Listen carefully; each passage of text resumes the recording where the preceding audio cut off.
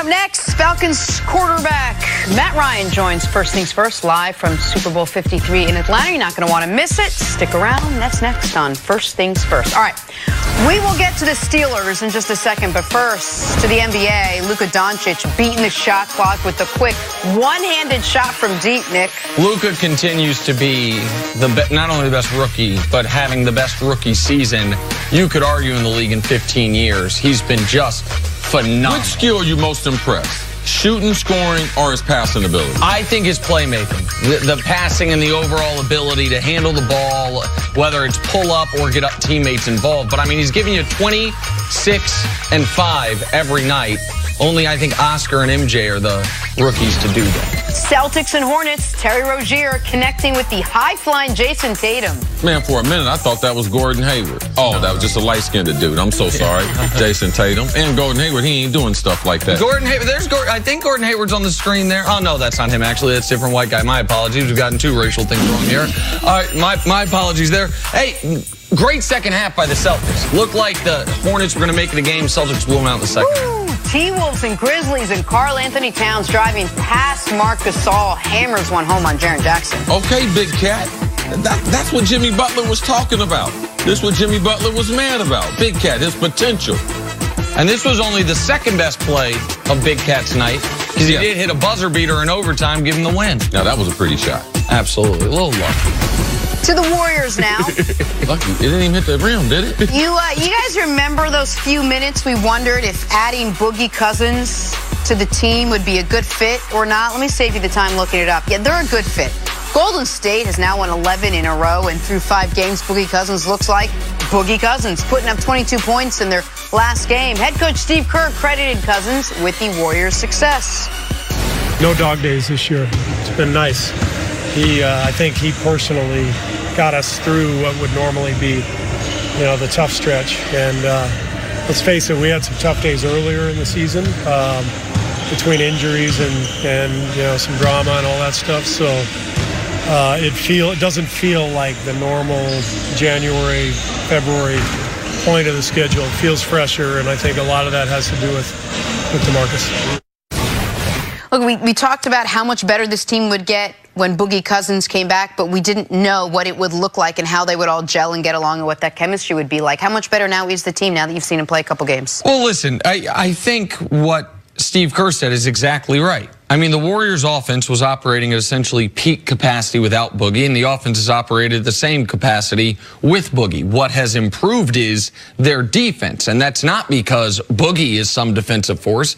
It's because the team has had a new reason to engage. They've had a new reason to give their full focus, and when the Warriors are healthy and give their full focus, even without Boogie Cousins, no one's touching them.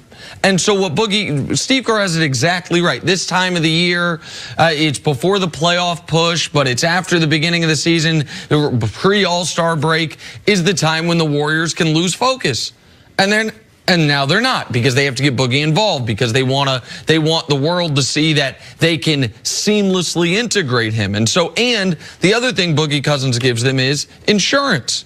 That if somebody does go down, that a thin team is not that thin anymore because you have another superstar that can just increase his usage rate. So, yeah, he gives them a margin of error and he gives them motivation. And that's all the Warriors, the most talented team ever put together, have ever needed. The Warriors, there's several phases. What they do are very, very special. Their overall ball movement, very, very special. Their spacing, because the pressure they put, because the phenomenal shooters that they have, it's one of a kind. And when they want to play in defense, they're the best in the league. Like when they set their mind to it. So yes, Boogie coming back, it gives them a different set of intensity, gives them a different set of goals, game in and game out. And when you've been playing as many playoff games, as many championships that they've won over the last 4 years, you need a little restart like this. It helps out organization. There is a lull period in the NBA. About 2 weeks before the All-Star break, the games get a little more physical. Guys start getting a little more tired. They start getting a little chippy. You start seeing technical fouls, start seeing guys thrown out of games. The Warriors needed this. In this run that they've been on, they need a couple little things, and they've gotten that. Boogie Cousins, besides Clay, He's a better basketball player than anyone the Warriors have had. So now they got KD. What do you mean? I'm talking about outside of all the players they've had in this championship run, outside of Steph and KD. Okay, there you go. Gotcha. I understand what you're saying. Boogie is a beast. They're doing pick and roll with Boogie. All right, so now Steph decides do I go to the hole or do I throw it out to a 6'10" guy shooting a 28-footer? They've never had that type of option, and Boogie brings a type of intensity that I believe it's going to help Draymond, because Draymond is typically the guy that brings the energy game in and game out. So this is what I thought it was going to be. Boogie's a special player. And it should be noted that let's look at the 14 games before Boogie came back. The Warriors had hit their stride. They were 13-1, and they were outscoring opponents by 16 points per game. In the 5 games with Boogie, they're 5-0 and outscoring opponents by 16 points per game. And this is why I had one of my friends in NBA front office guys, when the Warriors got Boogie, said, "Oh, I think, Nick, you're way overreacting." Because when the news came out, I went on Twitter and I was upset. Let's call it that. Okay. And he said, he made the point, their offense can't get better, and he's going to hurt their defense. So how does he make them better?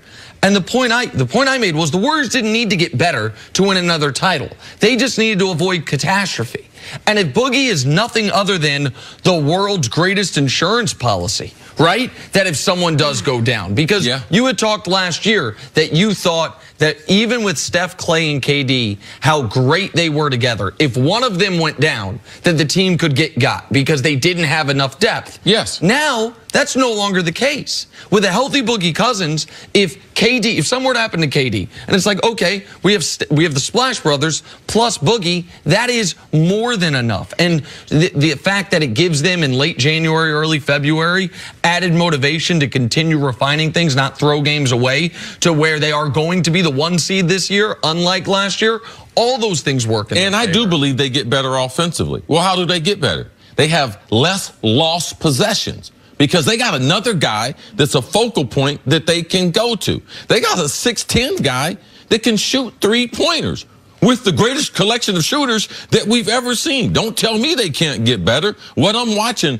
is a better version of the Warriors than we've ever seen. I was going to ask that. So if it was a conclusion before that they were most likely going to go to the finals, is it a foregone conclusion? They've got this thing won now with this team playing the way they're playing? This is why the most interesting discussion of the 2018-2019 NBA season has been surrounding the 2019-2020 NBA season. And where Kevin Durant's going to go. Is Anthony Davis going to get traded? How happy is Kyrie? What's the LeBron team going to look like? Because talking about the games right now, the playoffs will be fun in theory. And it's nice to see what Milwaukee's doing, Toronto with Kawhi. Like, we can find things. But we know what the last page of the book reads. It reads the Warriors winning their 3rd straight title. All right, let's take a break. Coming up, Falcons quarterback Matt Ryan joins us live from Atlanta. That is next on First Things First.